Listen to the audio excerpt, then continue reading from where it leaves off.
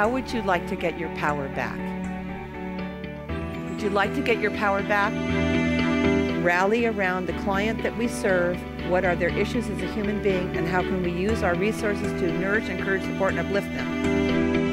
I believe, again, that business is a human issue, not an economic one, and the economics are a byproduct of the quality of human relationships. So take a look at your customer and ask, what are their issues? What are their lifestyle, situation, and issues, and the impact it has on them as a human being, and then use your resources to nourish, encourage, support, and uplift them in some manner.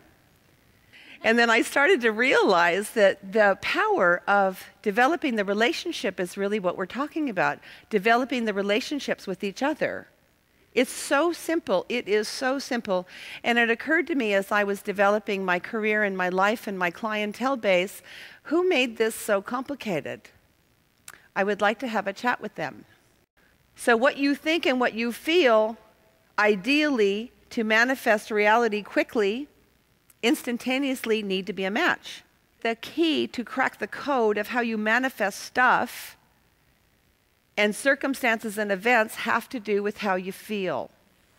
See, if we have a hidden agenda toward our client, that's our reasons, not their reasons. That also is the opposite of how we're wired. We're wired to use our resources in our life and our intention and our thinking and our feeling to be of value to each other. That's how we're wired.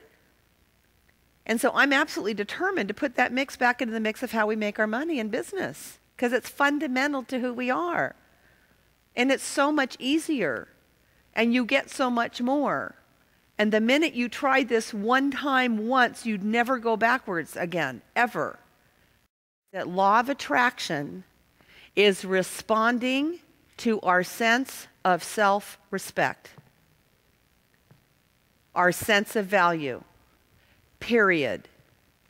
You want to consciously co-create on behalf of your team and what you are offering to others. And you know how you do that? You rally around your client. Who's your client? Now, goal setting is getting a bad rap for a couple of reasons that I've observed in my career. Number one is we use it like a to-do list. Get the house, get the car, get the relationship, get the money, get the health, get the vacation, get the. And then we just write it all down, and then it doesn't happen. We go, goal setting doesn't work. Yeah, it does. Not like that. Commit to using your life to be of value to another. And in a business framework, that would be called mission-driven marketing. And then I had the biggest epiphany around this subject. My gosh. Commitment's a bigger deal than you just get a result. The best of you shows up when you have one of these. So when you focus, you actually do get smarter, and a commitment supports you focusing. Therefore, your result happens. So the cool news about making a commitment is the best of you shows up when you have one of these. So who's the first to win? Us, who makes one of these, because the best of you shows up when you have one. Focus. So people come home really drained and really tired. They're doing stuff they don't like and pretending that they like it, or feel a fear like they have to. I like the idea of creating opportunity for people where they can't wait to do something, not that they ought to or have to or should or any of that. I believe in action that is inspired. When your action is inspired and you can't wait to do something, your result is very powerful every time. The reason intention is powerful is because it makes stuff move. It's not just a thought. It makes stuff move. Intention is connected to our intuition. Intention is connected to our feeling.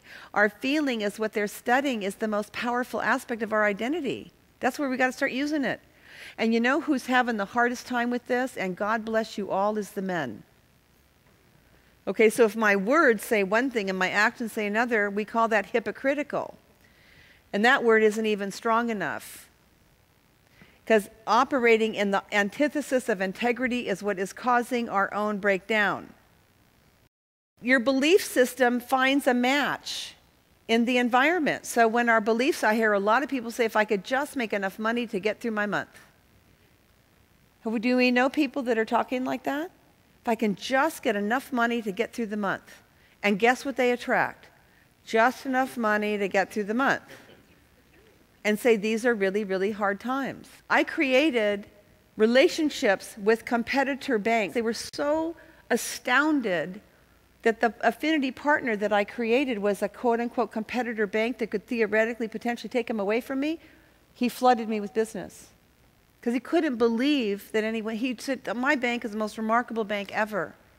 You won't believe what my banker did. They went and got another bank who could steal this big account away in a heartbeat because they have the thing that I need to operate. But they had the confidence and the trust to bring them in together. Who does that?